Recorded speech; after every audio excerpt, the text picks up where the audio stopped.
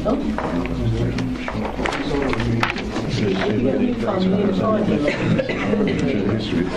what, if I get a new phone, I'll go to one of my daughters. She'll be able to do it far better than me. They are, aren't they? They're so... Pickles my lot, then they're incredible. That's when you take this Stone board. We were doing the in-laws in Spain, and I was still in the computer, and they were doing stuff with in-laws. Good evening, everybody. Good evening. Good evening. Thank you for coming, everyone. Right, the emergency evacuation announcement first. Should we be required to evacuate the building, would you please leave the building via the nearest available exit? There are 2 fire exits in this room. If you need to evacuate the room by the door to the fire escape staircase, please hold both handrails in case the stairs are wet or slippery. If anyone is unable to use the stairs, would they please allow others to exit the room before they go to the fire escape door, where they can then be given assistance. Please do not use the lift. Our assembly point will be in the public car park on the side of the Civic Suite. Please do not delay your evacuation to collect any belongings. Please do not return to the building until given permission to do so by council staff. Please note that this meeting will be audio recorded, and can I please remind you to switch off your mobile phones and turn them on silent. Thank you. First of all, we have apologies for absence. We have Councillor FD, Councillor Mountain. Substitute members is Councillor Mrs. Hoy. Thank you. Non-members attending. Do we have any? No. I don't think we do. No. Minutes of the meeting held on the 16th of January. Is everybody happy? We need to sign those as a true record. Great. Excellent. Thank you. To receive declarations of interest. Okay. Thank you. We've decided to bring item number 9 up to item 6, so that the officers can leave at the end of that. Thank you. So I'm going to ask Kevin to come forward and do this presentation. Good evening, thank you, Chairman. Good evening, members. I understand that at your last meeting, and since there's been 1 or 2 questions about the local government pension scheme, Naomi has asked if it would be easier if I just came along and gave you a presentation. So I've got some slides. Chairman, I'll be guided by you on time. Would sort of 20 minutes be the sort of area? I would think 20 would be fine. If you can do that, would be great. I'll try and keep the pace up. The one thing I would say is that for those of us that do pensions every day, we tend to sometimes slip into jargon. So if I'm not speaking English, please tell me, and I'll try and make sure that what I'm saying is perfectly clear. Okay. So I start with this slide that talks about both assets and liabilities, and I'll talk about why having assets puts the local government pension scheme on a slightly different footing in a moment. However, what I would say is that the way the fund works is that for both our assets and our liabilities, we have a strategy. So we have a funding strategy for the liabilities, and that's what I'm probably going to end up talking about most. I will touch on the investment strategy for the assets as well. We do consult upon these strategies. So this isn't a situation where the decisions are taken and they are then imposed on others.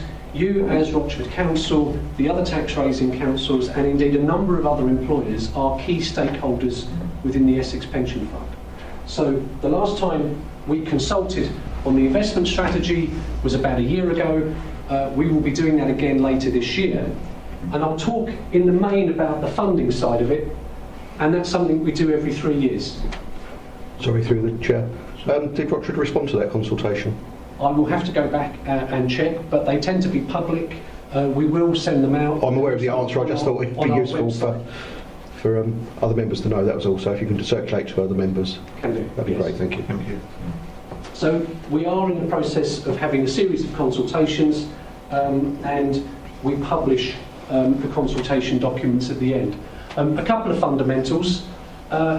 Since 1972, there's been some legislation, and that tends to have probably the biggest bearing on the sort of landscape that we still have today. So there'll be lots of regulations that have come out since then.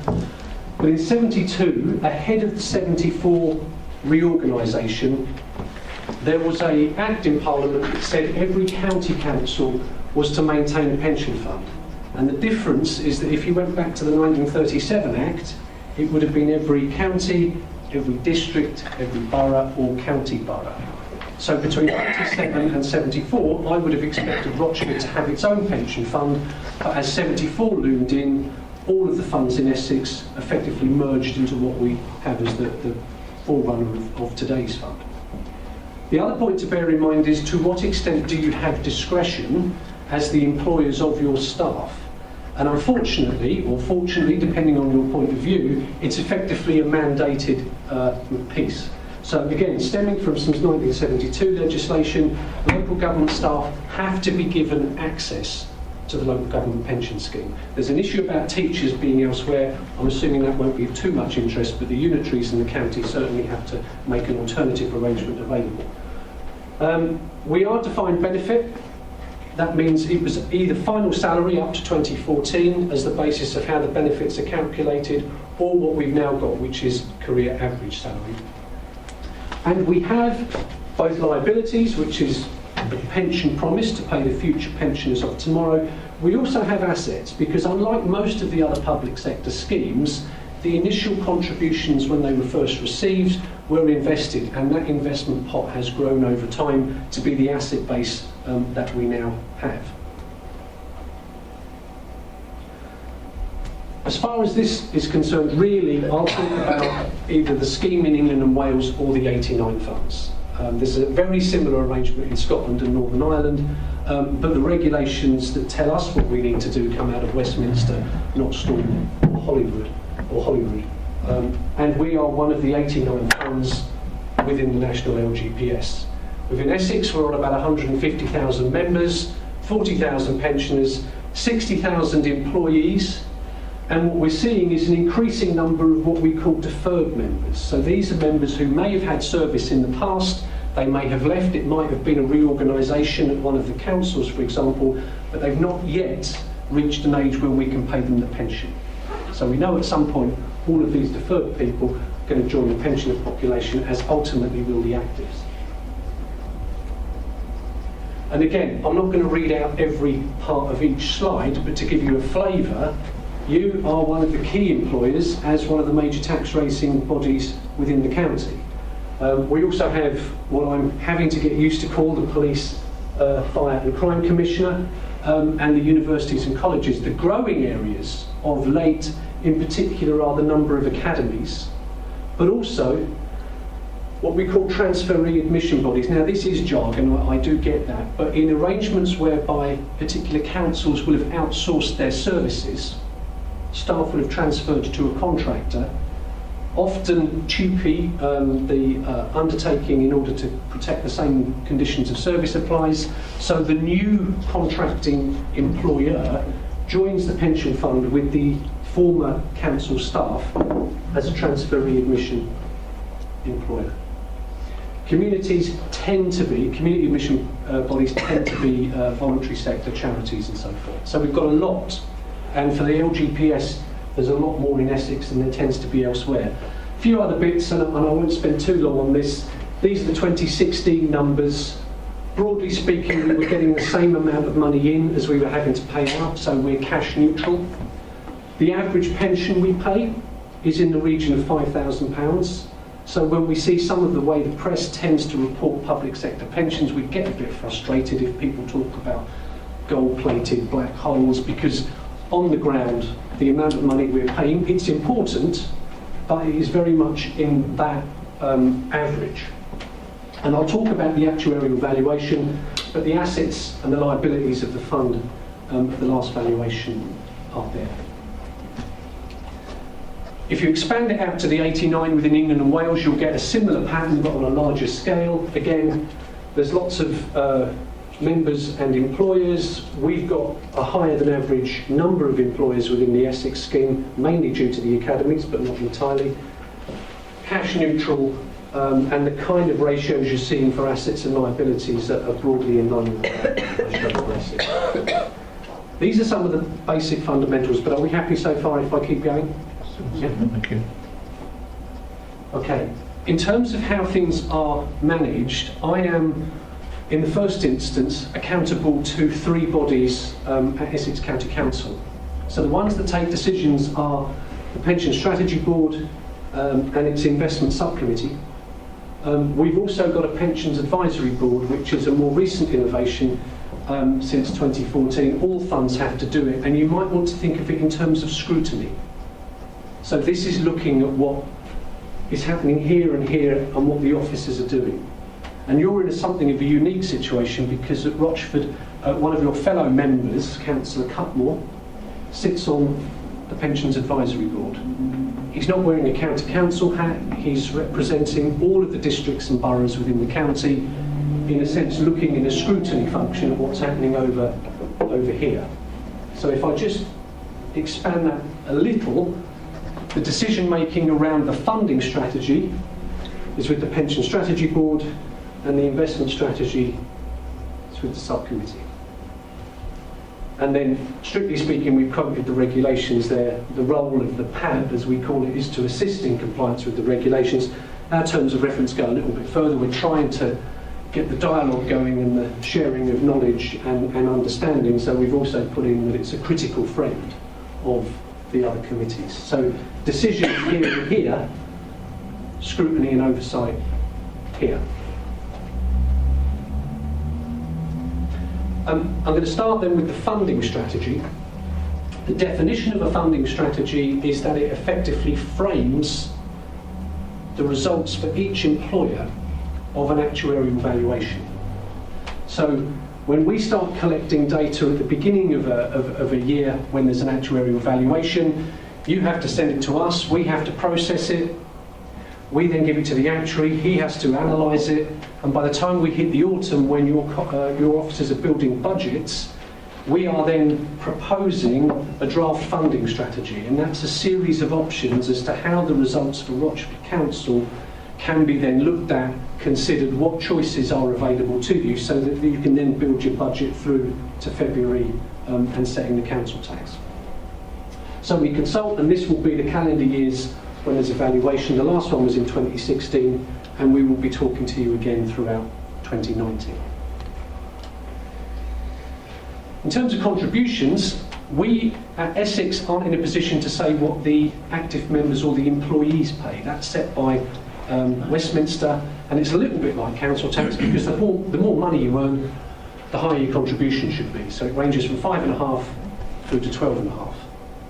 What is set within Essex is the employer contribution. So we are required to get an independent actuary in, so he does the 3-yearly valuation based on your data that we process, that he analyses.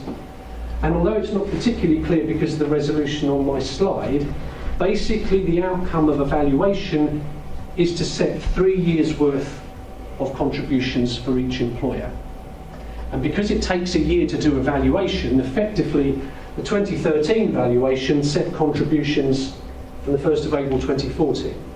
So as we stand today, in April 2018, we're just about in year 2 of the 2016 cycle. There's a lot of work in evaluation, so the outcome being more than 1 year's contribution actually does assist you in your medium-term financial planning, but at the same time, we as a fund are particularly mindful of the financial pressures that you're under generally, and the probability that pensions is your major budget pressure. So I'll talk a little bit about that as well. The employee contribution consists of 2 elements. We have to now, if we're talking to government, talk about primary and secondary. I'm going to stick to what we used to call it ongoing and deficit. So if you have staff, the ongoing contribution is what the employer has to pay as a percentage of pay, in addition to what the employee pays, because the actuary's plan is that those amounts over time invested through that employee's working lifetime then add up to the amount of money the fund needs to pay that person their pension. So that's the ongoing rate. It could be considered the variable overhead on your staff, and it's expressed as a percentage of pay. The area that tends to attract some of the headlines is deficit, because if assets are not as big as liabilities, then there is a requirement on employers to make a deficit contribution. And this is what I'll talk about now, and it's expressed as a pounds amount. So hopefully this is clear from the back of the room. What I've done is I've looked back at the last 3 valuations to quantify the actuarial valuations deficit for Rochford. So the short answer is that if someone says to you, what is Rochford's LGPS deficit? The short answer is £10 million as at 2016. Because there were assets of 45 million, there were liabilities of almost 55 million. That's your £10 million deficit. What you'll also see is that the progress on that deficit has actually been gaining some momentum since 2010. 2010 was not a particularly favourable time for investments because we'd just come out of the credit crunch. So the cash value of the total deficit then was almost 14, and you'll see that since then there's been some significant progress. That's based on what you've paid us, and it's been based on the value of the investments, and it's also how your liabilities have matured as well. So there are a number of ingredients. So that you've got a sense of where you stand, I've just put a few percentages in.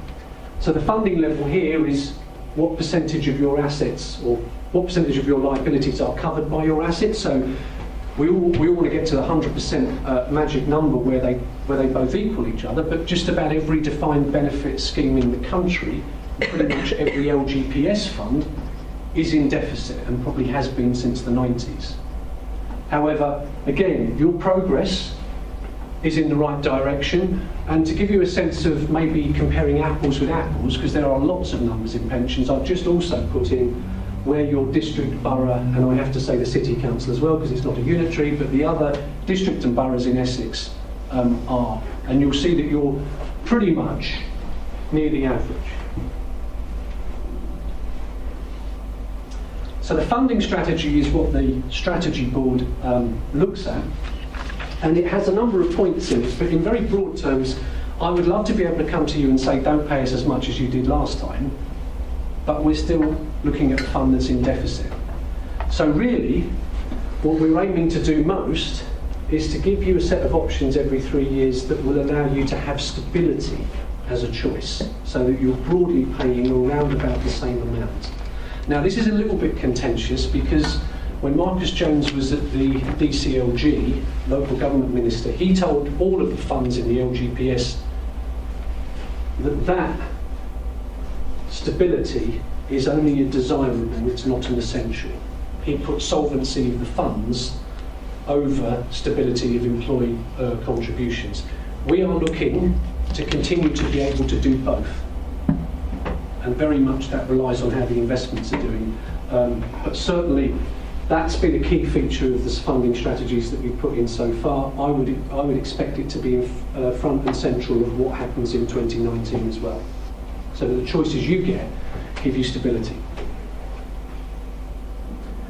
So the funding strategy in practice, on deficit, we've been giving the major tax raising bodies a series of options as to how they pay their deficit. I'm not going to dwell too much of this because of the time, Chairman, but in old money, grant from government came in every month, so how people paid as deficit was monthly. What we're now seeing is that more and more yourselves and the other tax raising bodies in the county wish to pay us either at the start of the year and you get a discount, or start of the 3-year period as well. So that kind of syncs with your revenue streams. The other bit is, again, some comparisons. Where are you on the primary contribution or the ongoing rate? And compared to your district and borough colleagues, you're paying a little bit less. So they're on 16.4, you're paying 16.3%. And if we look at the deficit, how long is the deficit being repaid over? Again, you're just around about the average, in this case a little bit higher. You're paying over 17 years, they're paying over 16. Now, the reason I talk about the duration of the deficit is if you went back to 2010, there will have been councils in this fund who were paying over 30 years. Because in order to try and bring stability as an option to tax raising councils, we had to extend the deficit duration to allow the numbers to work in a way that brought affordability to those choices. What I'm pleased to say is these numbers are still coming down. County councils not at that, county councils at 24, The city council isn't as low as Rochford. But hopefully that just gives you some assurance in terms of where you are in the middle of a pack, if I was to characterise it that way, on both deficit and contributions. If I may, Chairman, I'll move on to the final bit. Thank you. This is public information on our website. It will be in the slides that I believe will be circulated at the end.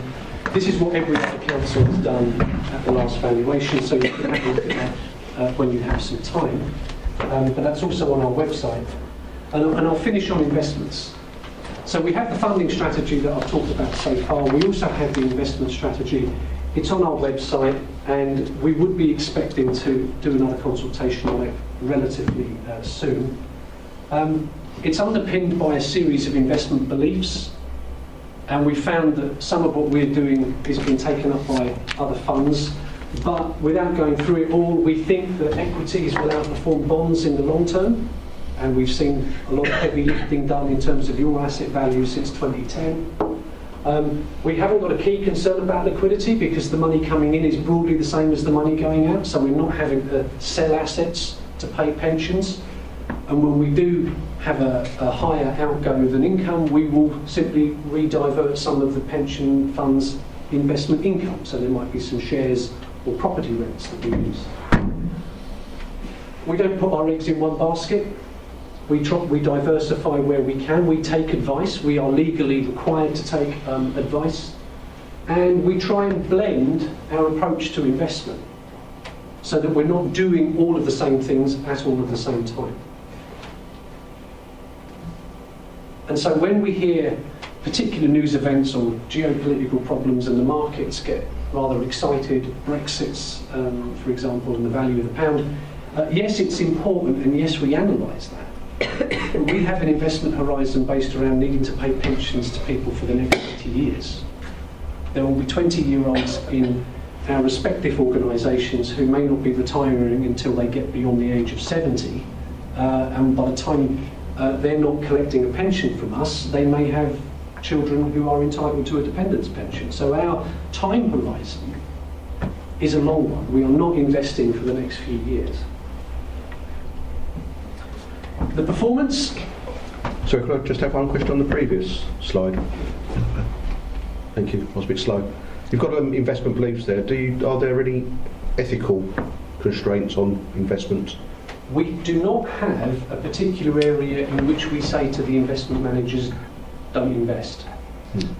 This is a particular area that the committee comes back to from time to time. We do get representation from certain individuals within the fund or other about, are you investing in this area or should you not invest in another area? Tobacco is one, arms could be another one.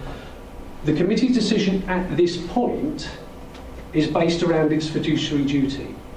And the fiduciary duty is effectively to get the maximum return from the investments in order to boost the asset values to then ease the pressure on contributions. So at this stage, there is no restriction to say to the investment managers, don't invest in tobacco.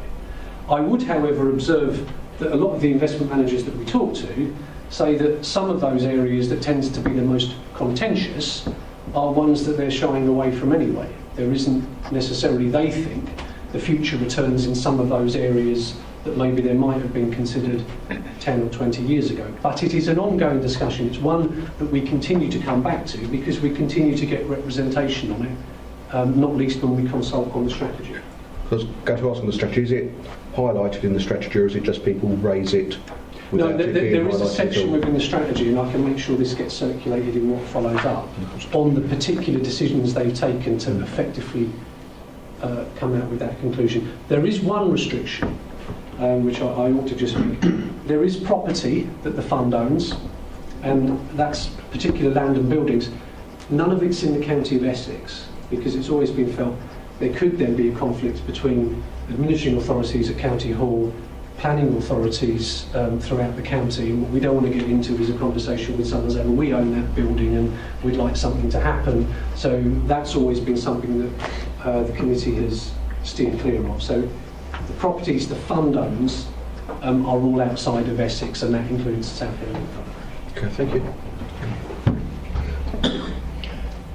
Are you looking all the time at long-term investment, or do you try and get into some short-term, higher return investment?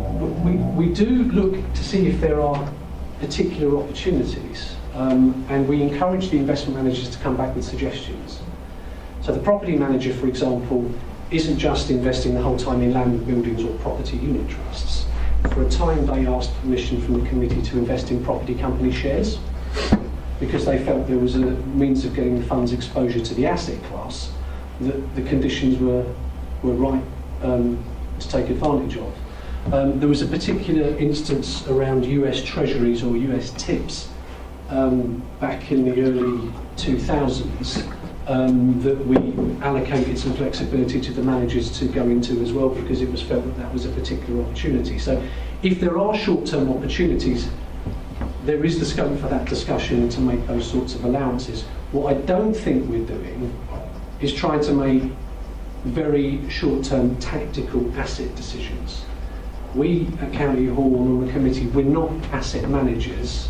The fund, if I can move on, is based around a series of investment mandates that go to particular investment managers, and these are the specialists. So you'll see names like Bailey Gifford, Goldman Sachs, Marathon, M&G and so on. And they are the people with the skills either to pick the stocks or to come and tell us if they think it's a good or a bad idea to move around a particular set of asset classes. Again, the long-term horizon is such that we tend to look long and not at the idea of a manager that's churning stock to buy and sell on a shorter basis. So Marathon, for example, tend to hold shares for about 5 years on average, and what they're looking for is to see the growth and then sell when the price hits the target. Okay. Chairman, I'm mindful of time, but I'm also conscious that I'm probably covering a lot of detail. So if I can just finish up. Certainly. I won't go through that slide in too much detail, other than to say I like seeing blue skyscrapers rather than red drilling. And by and large, when we've compared how the fund has done to its benchmark, the fund is up. It doesn't get it right every year. Sometimes we do have bad years. But of late, you'll see blue over here. And although we haven't got the 2018 number, I'm expecting sort of a blue block in that sort of realm, 1 or 1.5% above target, which is good news, because if we bring it back to what we actually would expect, we are then beating his expectations. So when he came to the pension board before Christmas, he thought that the way the fund had done between 2016 and September last year, so half time in the 3-year period, he thought that the funding level was going to be in the realm of about 4% more than it was before. I've been very cautious. I know you minute these meetings diligently. I don't write that down because we need to see the proof of the pudding when we get to the 2019 valuation, and there's another almost 12-month period to go. It is under review. You've seen funding levels getting bigger. You've got pretty much most of your peers within district and councils with an 8 at the front of their funding strategy. And as we start to move towards 9s and then ultimately 100%, there are questions as to whether or not having this amount of money in equities is the right thing to do. Because yes, equities perform generally better than other asset classes, but they're also the volatile ones.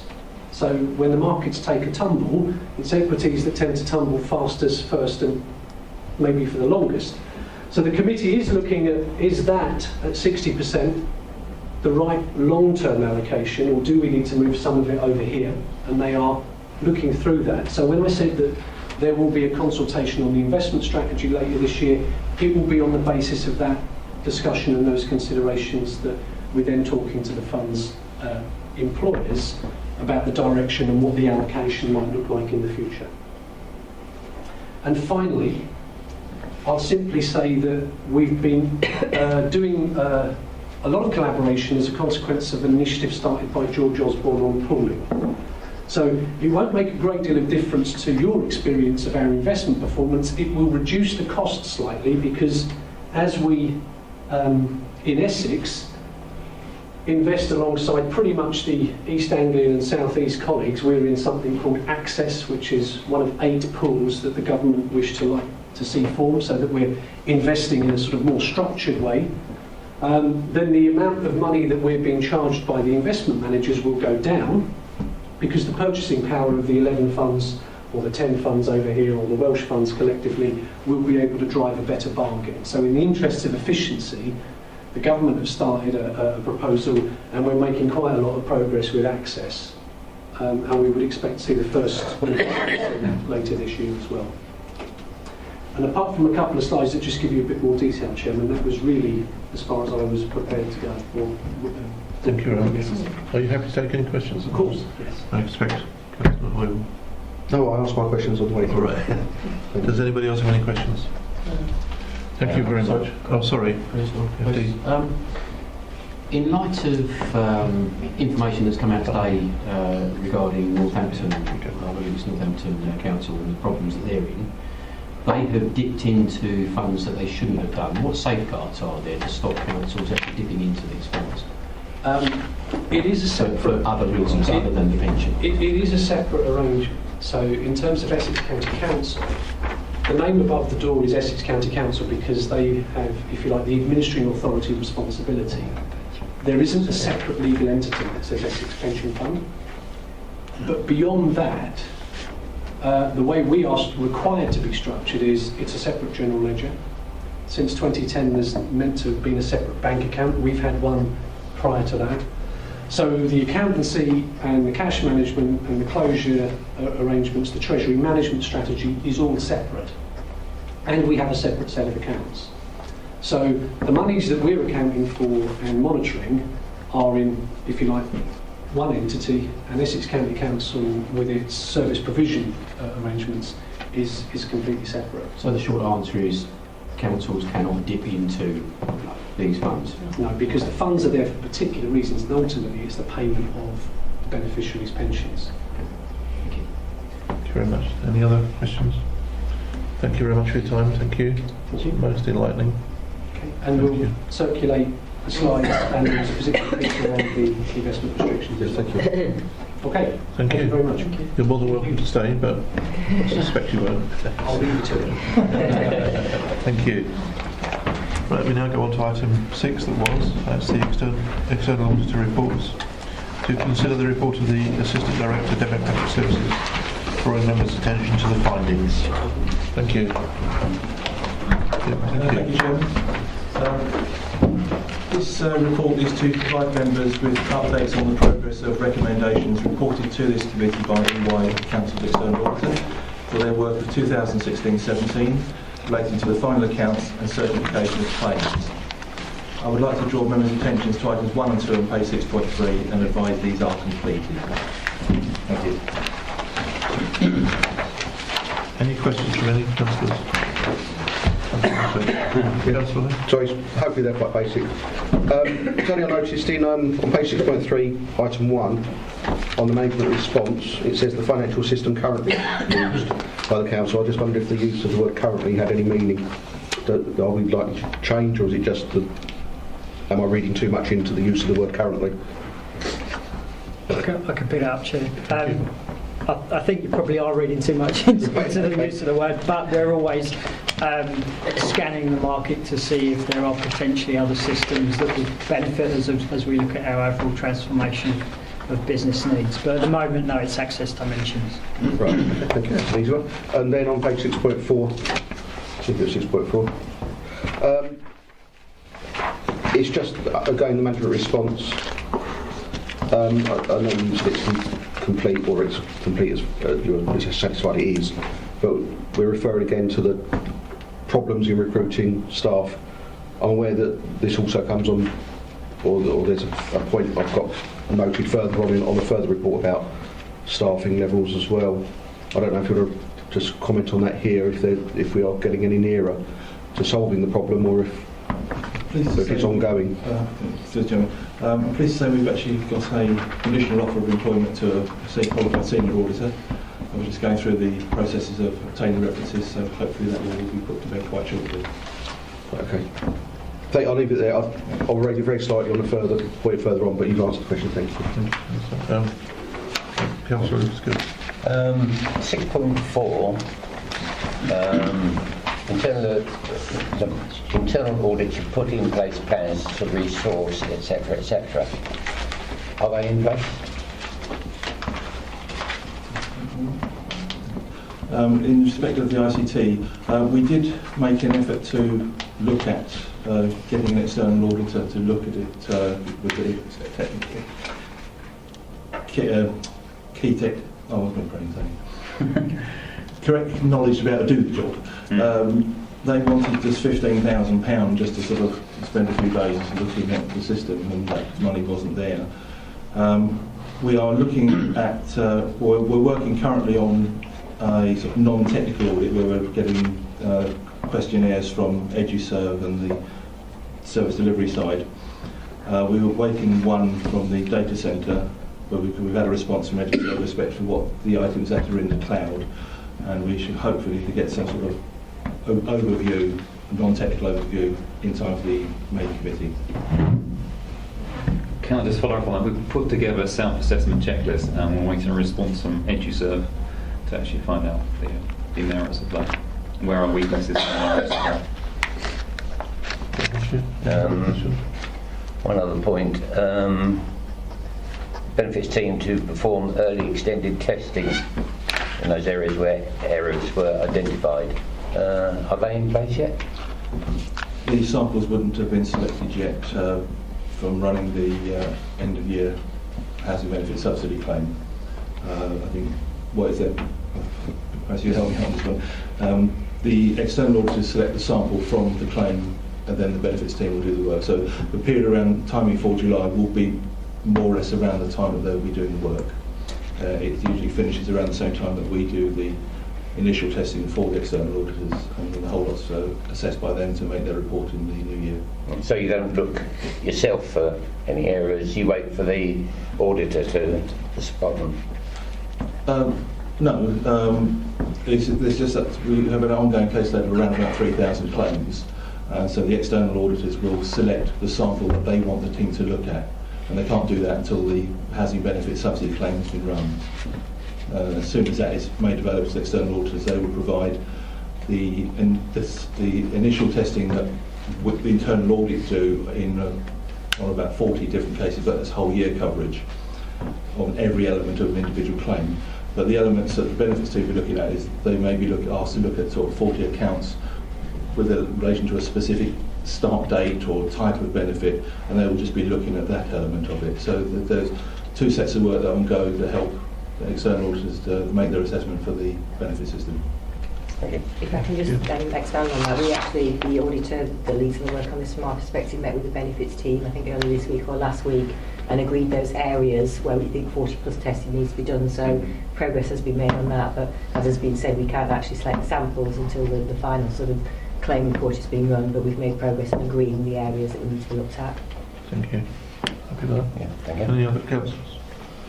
Thank you. Well, the recommendation is that it's proposed that the committee resolves that the updates provided in the appendix monitoring sheet is in respect of the external auditor's recommendation be noted. Great. Is that agreed? Excellent. Thank you very much. Thank you.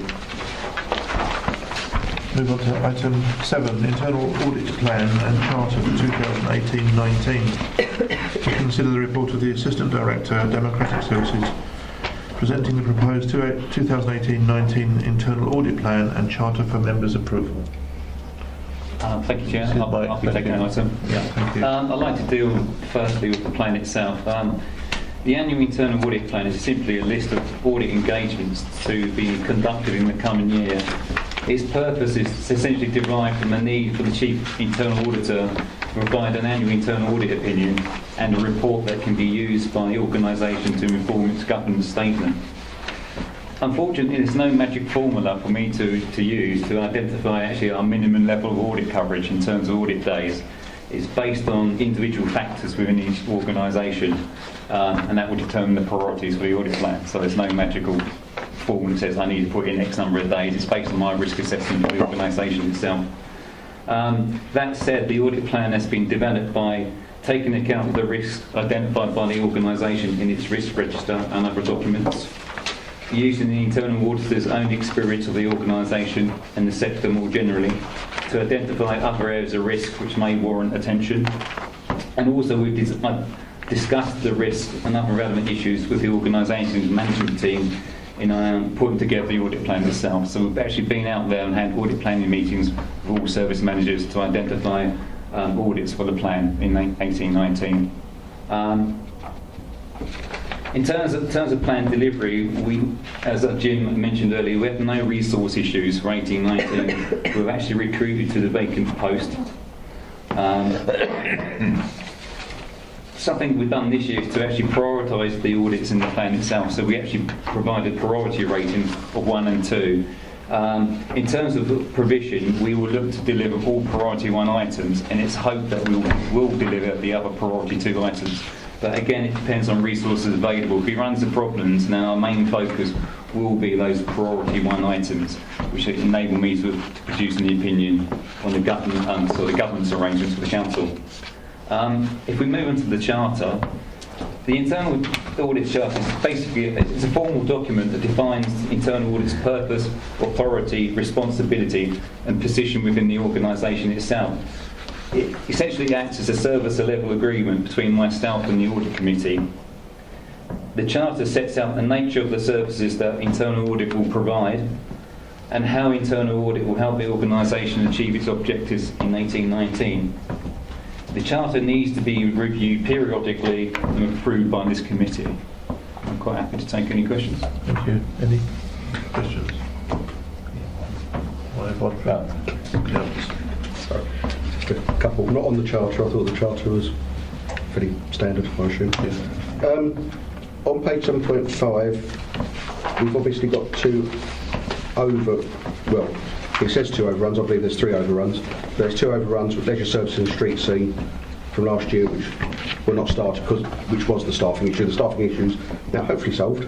Yeah, those 2 audits are now started. Are they? They have been started. Yes, that was the question. And the other one, I know ICT's mentioned, and I know it's been raised already by Councillor Lucas Gill, that around the ICT, but ICT was in last year as well. So presumably that should state that it was planned for. Yeah. And I understand you have done some work on it with the questionnaire, but you've presumably changed from that the type of work you were going to do. Yeah, we were looking to engage some consultants in the area, but now we've actually turned that into a self-assessment of the ICT arrangements. We may feed that self-assessment out to a contractor to get their view on basically the responses, because we are no by means IT experts. Yeah. So one of the provisions made that we would then probably send that self-assessment out to a specialist company, and they come feed us information back on that. That's fine. Well, I think the point I'm trying to make is ICT should also say planned for 2017-18, which it doesn't actually do. Appreciate that. Asset maintenance, I think, was done. The next query, project management, that's fine, I'll leave that. You've answered that one, I think, about the staff on that one. On page 7.9,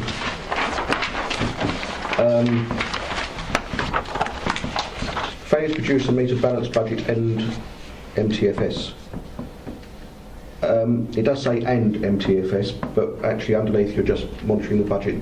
You're not actually to me. You're not. When I read this, it doesn't actually identify you're looking any further into the future than the budget. You're not looking at the MTFS.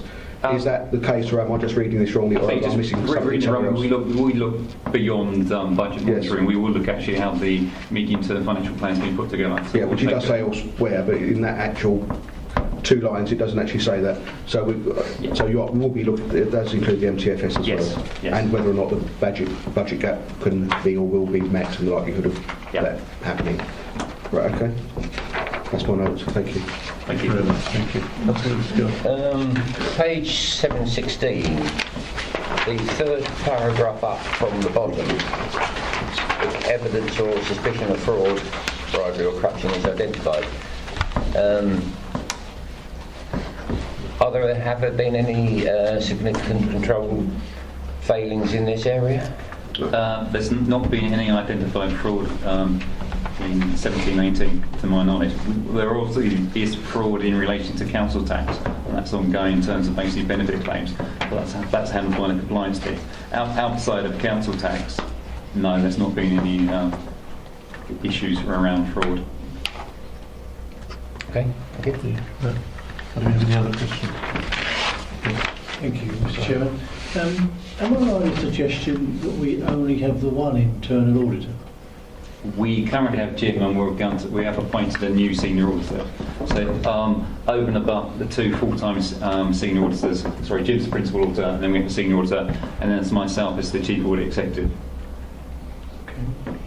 And I provide sort of 1-2 days a week in part of the management role of the head of internal. Councillor Mill. Just on the risk assessment side, when someone applies for some form of funding or purchasing or there's something that comes into the council, and this is in the area of sometimes officers can suspect that things may not be quite right with a claim.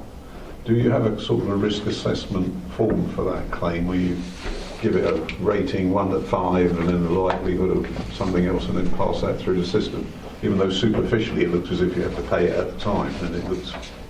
What, in terms of a benefit claim? Yeah. From my knowledge of Basildon, we do rate claims that come in, and those there are suspicion of fraud that actually go through a further set of checks. I'm not quite sure of the current arrangement here in Rochford, but perhaps Jim can answer that. I think they'll take each claim on its face value and process it accordingly. We've got some very experienced staff who will be quite good at picking up signals. Everything is checked through the process. The claimant's incomes are checked. Anything that's a statement that requires verification, they do it. A lot of the problems we get, particularly in the larger benefit claims, is where the claimant comes to the council who may be on, say, job seekers, and it's because they're on job seekers, we pay the benefit, and it's when the job seekers find out that they've got the problem, that's when it comes back and starts to bite.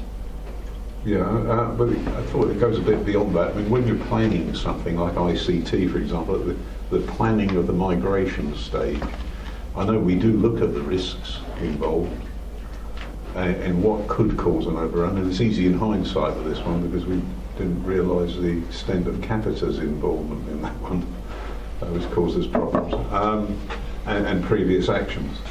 So that, as a bit of fine-tuning, wouldn't have come as so much of a surprise. Major projects have their own risk assessments, and the relaunch of the project management office, certainly for the gold level projects, should be picking up, keeping a review on the risk developments as they progress through the projects. Anyway, thanks. Thank you. Any other questions? Thank you. It's a recommendation that it's proposed that the committee resolve that the proposed audit plan and chart 2018-19 be approved. Is that agreed? Very good. Thank you very much. Move on to item 8. This is you again, Mike.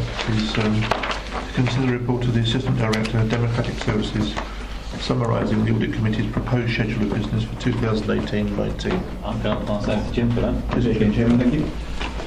This report is a guide for members to provide a schedule of what reports can be expected at meetings of the committee during 2018-19. Per paragraph 2.2, this is not to say that any important items from whatever source that may emerge during the year will not be reported. We've always got the scope to make sure things are brought to the attention of the committee. Thank you. Do we have any questions on this one? The recommendation is that it's proposed that the committee resolves that the proposed schedule of business for the Audit Committee 18-19 be noted. Is that agreed? Agreed. Thank you. Thank you very much. Moving on to item 10. Yeah, I'll take that one, Chair. Yeah, can I just mention what it is? Review of the Council's Corporate Risk Management and Risk Register. Thank you. So this is the 6 monthly update on the Council's Corporate Risk Management and Risk Register. So this was last brought to the attention in September 2017. The report basically aims to provide an overview of the Council's risk management policy and framework that will be implemented in 18-19 for your consideration, and also to present an updated corporate risk register for your approval.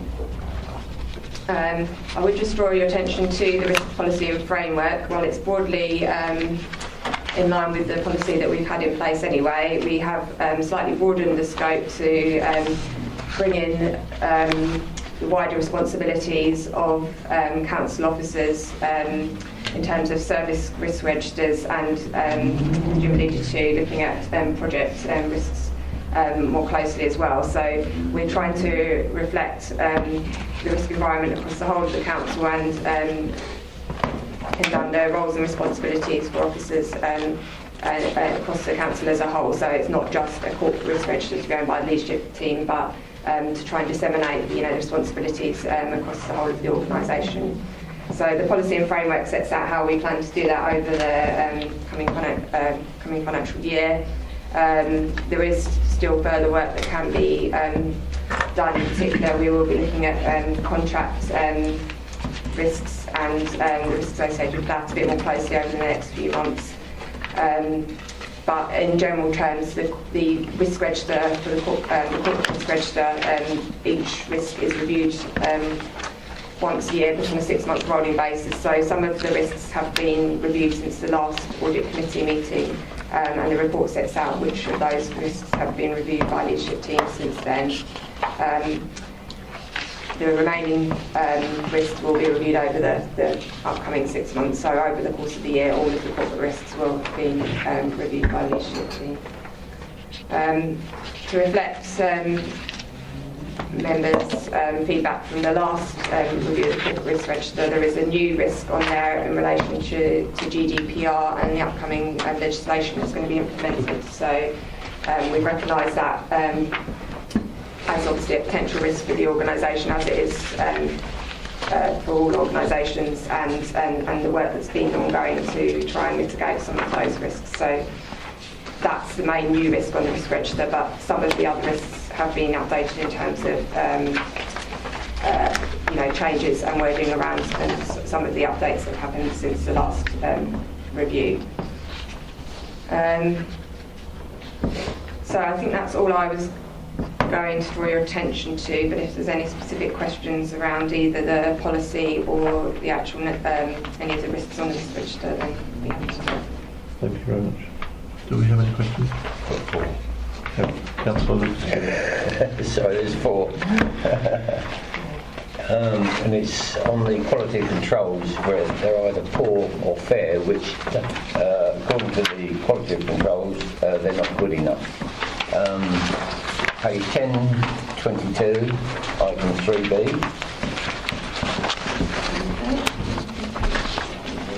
Yeah.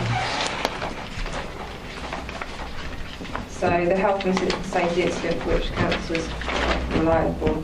So I believe that the quality of controls has been driven out of the some of the internal audit work that's happened in this area. So that reflects, the assessment of the controls that were in place when that service area is reviewed. So at the moment they're judged as poor, but as part of our response to the audit of that area, there would have been a number of actions that have been put in place to try and address and mitigate those. So we can look back to the findings of that individual report and can give you some more detail as to what those specific actions are being taken to help mitigate that risk. Right, so it is being worked on then. Yeah. Page 1023, item 5, quality of control fair. Mm-hmm. Yes. Again, it's not really good enough according to. Yeah, so agree with the quality of control. Again, it's judged as fair, that it indicates there's some more work that's still to be done or is still ongoing. I think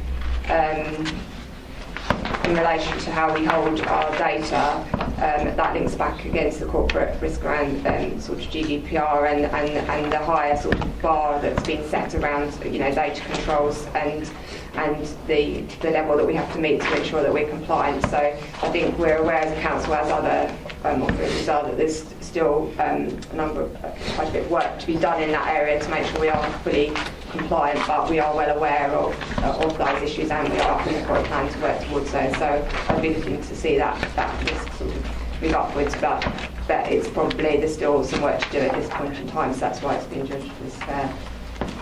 Okay, thank you. Page 1025. Number 10. Again, that's marked as fair.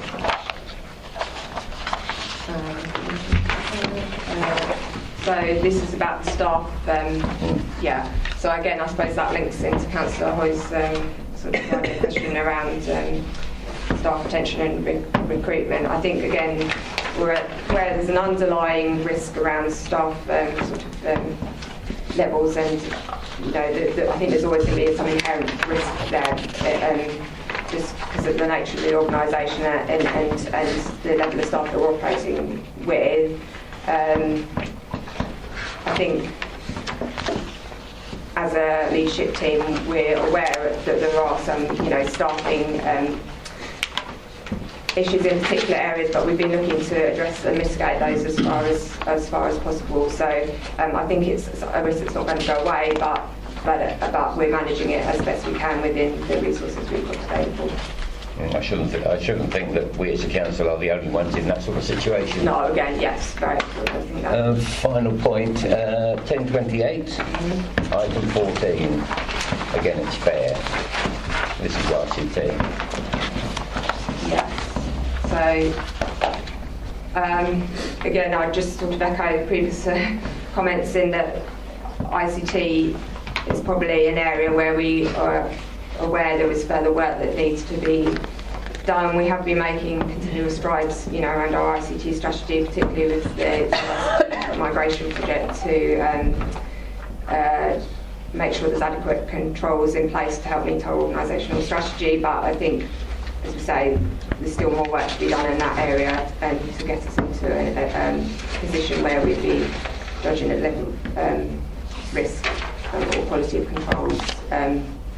Is good, but we're in areas where it's an issue that needs to be worked on, and we are putting in place actions to try and address that at the moment. Will the new appointee, do you think, have an effect on that? The new appointee for the in ITC? I'm not sure. Am I following the ICT? Have we got a new appointee? Do you mean in terms of the new system operator, or do you mean a particular officer or person? Well, you're bringing somebody in that's got expertise in ICT, I believe. Am I right in thinking that? So there's been someone that's appointed who's already in place, who's working on our ICT. Yeah, I think if I may, I think there could possibly some confusion between the audit ICT. Yes, yeah. So we're going to be bringing the audit team are going to be buying in, or look to buy in specific expertise to do an IT audit, because they don't have the skills necessary to do that. In terms of IT support to the authority for the day-to-day business operation of IT, for us to use our systems, we have a new officer who was recruited just after Christmas, who is kind of the point-to-point contact for any system issues that then liaise directly with EduServe. So there's two separate issues that perhaps is causing some confusion, but does that help? Yeah, I was just trying to see if we were looking to improve that quality of control fairly quickly. Yeah, so I think there's two issues. It's about our quality of controls and the processes and procedures we've got in place for ICT within the organisation, and then there's the audit work, which will then sort of assess that. And I think as part of the audit plan, we've addressed that there hasn't necessarily been a detailed audit of the ICT function, so which is where we're looking to potentially find some expertise or do some self-assessments around that area. But also there's the underlying issue about how we deal with our ICT risks as an organisation, and I think that's the area that I was talking about and maybe got slightly confused. But yeah, there is a post that's being held vacant within the ICT service at the moment, which potentially could be looked to be recruited at a future point as well, so that which would provide some additional capacity. But at the moment, that's one of the posts that's been held vacant. Okay, thank you. Do you have any other questions? The recommendation is... Sorry. I do apologise. It was just following up on Councillor Lucas Gill, really, on his question, particularly around item 10 on page 10.25. which is obviously because he's identified it's only got fair, but it's come up with a high risk and it's got a likelihood of 4 and an impact of 4, which makes it probably our worst risk spot based on that, although it's still high, high as well. What is being done to reduce that risk? I'm not sure we've got any clarity on that. Right. Because obviously if we're having we've got the corporate risk register, I'm sure we shouldn't just be sitting here waving it through without asking what we're doing to reduce the risk from high to a lower level than high. Okay, yeah, that's a fair question. Yeah, so Jim pointed out it's not one of the risks that's actually been actively reviewed in the past 6-month period, so it will be upcoming in the next 6 months period. We obviously do have a sort of people plan and organisational strategy about how we recruit and retain staff. And also we have things like the staff survey. So we've got a number of sort of avenues in terms of looking at how we understand what the staffing issues are that we face as an organisation and what potentially could be stopping us from recruiting or retaining the right level of staff and balance. So, yeah, I mean, we do have an active sort of HR policy looking at this all the time, and we do take into account the feedback we get from the staff survey quite keenly, which we have been doing in the sort of over the past few weeks as well. Obviously, as we then look to review this risk over the next 6 months, we can make an assessment as to whether those controls are adequate or there, or if there has been improvements that have been made since the time the risk was last assessed. But, is the problem more around the inability to recruit or to retain? Well, yeah, I mean, obviously it does depend on the area of the council. I mean, turnover rates will be higher in different teams compared to others, and some areas do naturally have a higher turnover rate than others. Obviously, you are well aware that we've discussed at previous committees that there have been some particular issues around recruitment in particular areas. So, for example, planning, where we've agreed to have market supplement now. So we're aware there's particular pockets within the organisation where we have had a particular recruitment issue, again with internal audit as well. So we have taken specific steps to try and address those recruitment issues. In terms of retention, I would probably have to go back to Nikki or someone to get an idea of where we benchmark, but as far as I'm aware, we don't benchmark particularly badly in terms of our retention statistics. But yeah, as I say, it will vary across different teams within the organisation. Just ask, is it okay? Just one more on this. I don't want to put it to death. I think the answer's been fine. Is the problem also, because I noticed the initial comment in principal impact is about fewer expertise vested in fewer individuals. Is there a problem? Because I know when I joined the council many moons ago, there was a significant, we're probably getting on for 250 employees. A few years ago it was 220, and now we're down to about 150, I think. Is that an issue? Well, yeah, I think as inherent risks go, I mean, that is something that obviously we've got more expertise and consolidated in fewer people. I think the underlying risk probably has increased, but it's about how we then manage that. And I think as an organisation we have been looking to try and make sure that skills are not too consolidated in one particular person. So, training within teams, making sure that there's backup people to do, particular tasks, so that, if someone's run over by the ferry bus, that, there's someone else that can pick up the task. So I think it is something that each area has to manage individually to make sure that isn't the case. But I think the underlying inherent risk probably has increased with having fewer people within the organisation, I would agree. I think just one other point on that. I think the other thing to add, I joined the council 15 years ago, and when I first came we had 230 staff, but back then we had the housing stock. And when the housing stock transferred, we obviously lost a number of staff then. So the level now is probably proportionate to the work that's being delivered as it was back then. So in itself, you don't think that's an issue? You believe it is around where it should be, but it's just maybe changes may have been the problem? I think it's a mixture of both. Okay, thank you. Thank you very much. Any further questions? Yes. Just one quick one. When GDPR kicks in on the 25th of May, are we going to be carrying an insurance policy? In case we get a problem. I mean, I don't know if that would be expensive or not.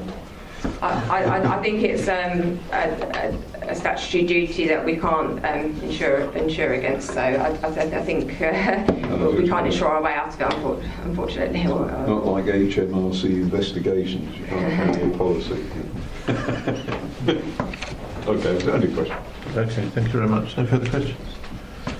The recommendation is that the committee resolves that the updated risk management policy and framework be approved. Is that agreed?